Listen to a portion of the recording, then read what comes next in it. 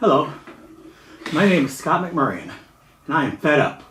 I am a lifelong Republican. I have donated money to most of the Republican candidates in my district. When Republican Ben Cline was running for Congress, I donated to his campaign. I canvassed neighborhoods. I attended rallies. I marched in multiple parades, even driving his own truck in one of them. I served as vice chair of the Republican Party here in Augusta County in 2018 and 2019. I believe in the values on which our party was founded and are outlined in the Virginia Republican Creed. Our party has a long, rich history of serving our citizens while upholding our values. But Trumpism and America First have taken over today's Republican Party, and the values on which our party was founded have been lost. Honor and integrity have given way to lies, hatred, and division. Over the past few years, I've traveled all over our great state of Virginia and talked to many different people and found many Republicans who feel the same way I do. I am not willing to sit around and watch our party fall completely apart. I am speaking out to all current and former Republicans. Let's fix our party and return to our core values. Let's start by looking at all of the good our party has done over the years. We freed the slaves. We fought the Civil War and preserved the Union. Remember, it was the Democrats who seceded from the Union and became the Confederacy. Teddy Roosevelt was a progressive. He was a liberal. He was one of our greatest presidents and one of my personal heroes. He protected the free market by breaking up the large business monopolies such as Standard Oil. He broke up the beef trust, where the 6 largest beef producers had conspired to fix and raise prices on beef. Today, we have 4 large meat producers who have raised prices this year, blaming inflation while reporting their largest profits ever. Roosevelt signed into law the Meat Inspection Act of 1906 and the 1906 Pure Food and Drug Act.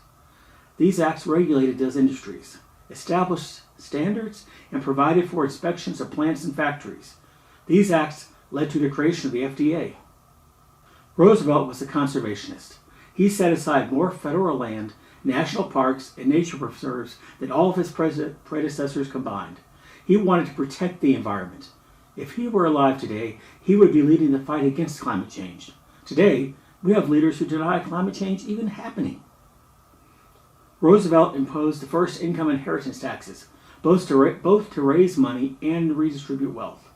Roosevelt felt that without a redistribution of wealth away from the upper class, the country would turn to radicalism or fall to revolution. His policies worked for 75 years. But today, the gap between the rich and poor is wider than it has been in 100 years. And look what's happening now. Roosevelt was right. But today's Republican leaders are doing everything they can to make the rich richer at the expense of the lower classes. Roosevelt improved labor conditions by introducing the 8-hour workday for federal employees. He protected the rights of union workers to strike for better working conditions. Roosevelt pushed for laws against corporate contributions to political campaigns. He would have been appalled at the Citizens United decision. Today's Rhino Republicans support that awful decision. Roosevelt believed that anyone who wanted to come to America, learn to speak English, and be an American should be welcomed and treated on exact equality with everyone else. Dwight Eisenhower was another fantastic president. He was probably the most influential Republican president we've ever had. He signed into law the first civil rights bills, 10 years before the landmark Civil Rights Act of the 1960s. He created the largest public works project since the New Deal. He vastly expanded and strengthened our military. And he did all that while balancing the budget with a maximum marginal tax rate of 91% on the wealthiest Americans. Today, the maximum tax rate is 40%, and Republicans are wanting to gut it even more. We are supposed to be the party of fiscal responsibility, but we can't do that if we run a budget deficit every year. I'm not saying we need the top rate back to 91%, but a bump to 45% would solve many of the financial problems we face today, and it would still be less than half of what it was back then. He increased the minimum wage to protect the lowest paid workers. Eisenhower racially integrated our military, and it was Eisenhower who sent the National Guard to Arkansas to force the integration of his schools. Eisenhower appointed Earl Warren to the Supreme Court, leading to some of the most important decisions that court has ever handed down. Brown versus Topeka Board of Education desegregated our schools. Gideon versus Wainwright established that everyone was entitled to an attorney. Miranda versus Arizona Criminals must be read their rights. New York Times versus Sullivan established the actual malice standard needed to prove libel against public figures. Mapp versus Ohio, which held that the Fourth Amendment restrictions against unreasonable search and seizures also apply to state officials. Griswold versus Connecticut, which legalized birth control and paved the way to Roe versus Wade. While Richard Nixon may have left office in disgrace, he accomplished many good things during his terms. His foreign policy was brilliant. He opened up China to the rest of the world. He got us out of Vietnam. It was messy and people died, but by biting the bullet and getting us out, he ended a long war and prevented many more casualties. Biden just did the same thing in Afghanistan, something Presidents George W. Bush, Barack Obama, and Donald Trump promised to do, but failed. The EPA was created under Nixon to protect our environment. Before that, pollution was so bad that one of our rivers actually caught on fire. Nixon signed the Endangered Species Act into law. Nixon provided the first funding to Planned Parenthood, not to pay for abortions, but to provide other services women so desperately needed then and still do today. And it was Nixon that appointed Warren Burger to the Supreme Court. It was a Burger court that handed down Roe v. Wade with a 7-2 decision. Of the 7 justices who concurred, 4 were Republicans, 2 appointed by Eisenhower and 2 appointed by Nixon. Only 1 Republican dissented. Roe v. Wade took a very difficult social issue and decided it in a way that balanced both the rights of the unborn and a woman's right to choose. Ronald Reagan was the first Republican I was old enough to vote for, and the first Republican I can really remember. He was a great leader whose love for America was apparent for all to see. He pushed immigration reform, granted amnesty to over 3 million illegal immigrants, and gave them a path to citizenship. When signing that bill, he said, "The legalization provisions in this act will go far to improve the lives of a class of individuals who now must hide in the shadows, without access to many of the benefits of a free and open society. Very soon, many of these men and women will be able to step into the sunlight, and ultimately, if they choose, they may become Americans." I think the time has come that the United States and our neighbors, particularly our neighbor to the south, should have a better understanding and a better relationship than we've ever had. And I think that we haven't been sensitive enough to our size and our power. They have a problem of 40 to 50% unemployment. Now, this cannot continue without the possibility arising with regard to that other country that we talked about, of Cuba and what it is stirring up, of the possibility of trouble below the border, and we could have a very hostile and strange neighbor on our border. Rather than making them or talking about putting up a fence, why don't we work out some recognition of our mutual problems, make it possible for them to come here legally with a work permit, and then while they're working and earning here, they pay taxes here.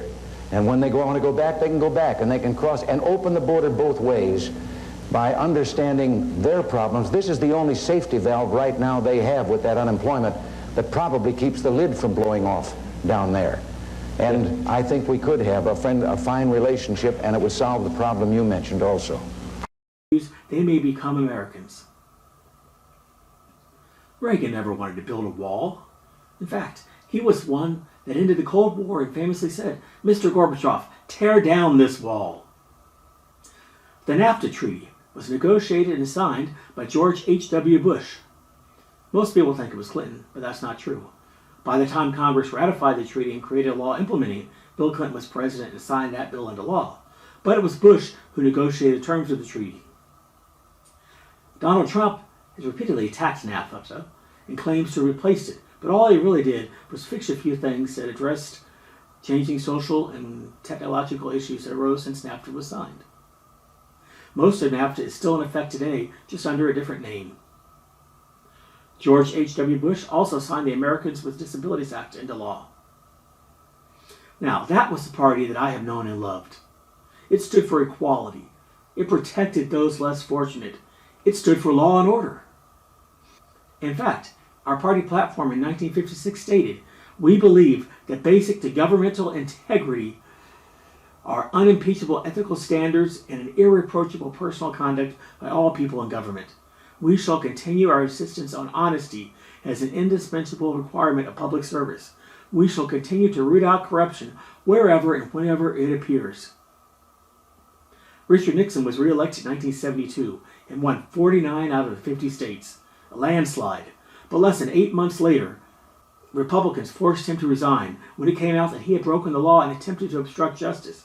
No one is above the law, not even the president. What has happened to our party? Donald Trump is an habitual liar. He obstructed justice and tried to overthrow the will of the people by making false allegations of voter fraud. Instead of trying to lead, he spent years spreading hate and division. He made promises and said he had solutions, but he didn't. He just told people what they wanted to hear. Donald Trump makes Richard Nixon look like a saint, but instead of condemning him, today's leaders cowardly bow down to him. Lincoln, Roosevelt, Eisenhower, and Reagan are turning over in their graves right now. Today, our party is nothing like the party I have known and loved. Today's Democratic Party is closer to the party of Lincoln than today's Republican Party. Our party no longer tolerates anybody who doesn't toe the party line on every point. Compromise at any level is no longer allowed or even discussed. Elected officials and party leaders who do have differing opinions either keep their mouths shut or are minimized, ridiculed, shunned, or simply forced out of the party. Just look at Liz Cheney and Adam Kinzinger, two of the very few Republican leaders that have the courage and integrity to stand up for what's right. Our greatest leaders, Lincoln, Roosevelt, Eisenhower, and Reagan, would not recognize the party today. If they were alive, they would be labeled as rhinos and kicked out of the party. Just look at our most recent party leaders. John McCain, Mitt Romney, George H.W. Bush, George W. Bush. All four are true Republicans, and all have come out against Trump and what the party has been saying and doing. And they are not alone. Other prominent Republicans, such as Jeff Flake, Colin Powell, Tom Ridge, John Danforth, Jalen Warner, Demmer Riggleman, Larry Hogan, Phil Scott, John Kasich, George Pataki, Arnold Schwarzenegger, Bill Weld, Clint Eastwood, and George Conway, just to name a few, have also spoken out. Today's Republican Party has nothing to offer the American people. They have no solutions to our country's problems. Instead of admitting that a lot of the Democrats' policies are on the right track, they instead have focused their efforts on attacking the Democrats. They do this by spreading lies, hate, and division. They use labels like liberal, woke, and rhino to divide our party and oust those who disagree. Liberal has become a four-letter word. But in 1956, our own Republican Party platform stated, "Our great President Dwight Eisenhower has counseled us further. And all those things which deal with people, be liberal, be human. And all those things which deal with the people's money, or their economy, or their form of government, be conservative." What's really ironic is that these radicals who have hijacked our party have the gall to call true Republicans rhinos. That's bullshit. They are the Republicans in name only. They are the ones that have completely lost sight of the values on which our party was founded. Donald Trump, Jim Jordan, Ron DeSantis, Marjorie Taylor Greene, Lauren Boebert, Sean Hannity, and Tucker Carlson, to name a few, don't have a clue what it really means to be a Republican. All they have to offer is hate and division. At the end of this video, I'll show Ronald Reagan's last speech as president.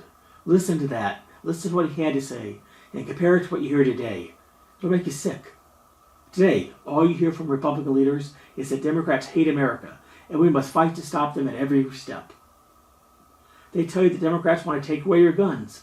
That is a lie. Most Democrats support the Second Amendment. Joe Biden does. Our right to bear arms, just like all of our other rights, comes with responsibilities. Universal background checks, waiting periods before buying a gun, red flag laws that allow law enforcement to intervene in emergency situations are just plain common sense. In the 1990s, most Republican leaders supported these kinds of laws, and most Republican citizens still support them today. Recent polls have shown that 90% of Republican voters support universal background checks. They tell you that the Democrats want to kill babies. We all agree abortion is a terrible thing, but it's a problem without a simple solution. Today's leaders would have you think that Democrats want women to be able to get an abortion right up until the moment they give birth. That's a lie. Over 90% of abortions are performed in the first trimester. Only 1% are performed after 21 weeks. Late-term abortions are not performed just because a woman wants one. They are done only when the life of the mother of the baby is at great risk. Remember, 4 out of the 7 justices who handed down Roe v. Wade were appointed by Republican presidents. Today's Republicans do nothing but attack it. They tell you that Democrats want to open the borders and let anyone in. That is also a lie. Democrats are generally more liberal when it comes to immigration reform, but none of them have ever suggested that we open borders. In fact, the only president I've ever seen that even mentioned wanting any type of open borders was Ronald Reagan back in 1980. They tell you that Democrats want socialism and then show you pictures of Venezuela. They're lying to you again. There is a difference between socialism and social programs. Socialism is when the government owns the means of production. No stock markets, no private business, no small businesses, no Walmart, no Amazon. Everyone works for the government. No one has ever suggested that here in the U.S. On the other hand, social programs provide relief and assistance to people in need. Social programs do not have anything to do with who owns businesses. Social Security, Medicare, Medicaid, food stamps, public schools, fire departments, police departments, public libraries, national parks, all of these are social programs. They tell you that Democrats hate America.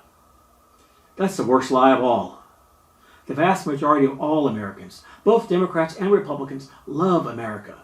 They are patriotic, hardworking, honest, loyal people that I am proud to call my friends. This hate and division of our country has got to stop.